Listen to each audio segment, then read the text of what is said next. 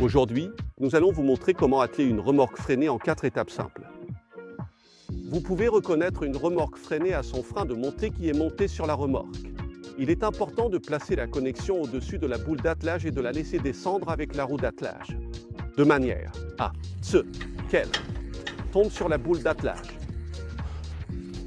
Et dans ce cas, la connexion dispose d'un indicateur d'attelage car on peut voir qu'elle est également bien fixée à la boule d'attelage.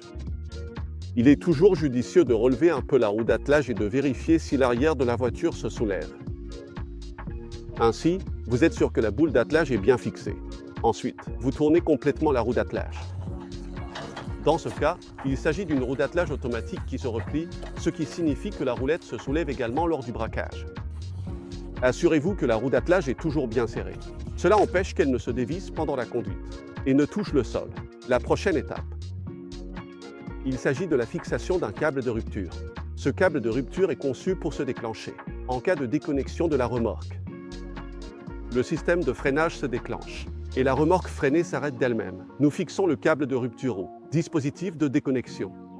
Donc, ne pas traîner la boule d'attelage sur le sol. Assurez-vous toujours qu'elle ne peut pas frotter contre le sol. La dernière étape consiste à raccorder l'éclairage. Dans ce cas, la remorque et la voiture ont toutes deux une connexion 13 broches. Si vous ne l'avez pas, il existe également un adaptateur, que vous pouvez également facilement le connecter à une connexion 7 broches.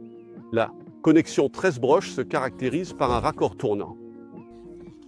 Donc, en le tournant d'un quart de tour vers la droite, cela garantit qu'il est fixé et ne peut pas se détacher.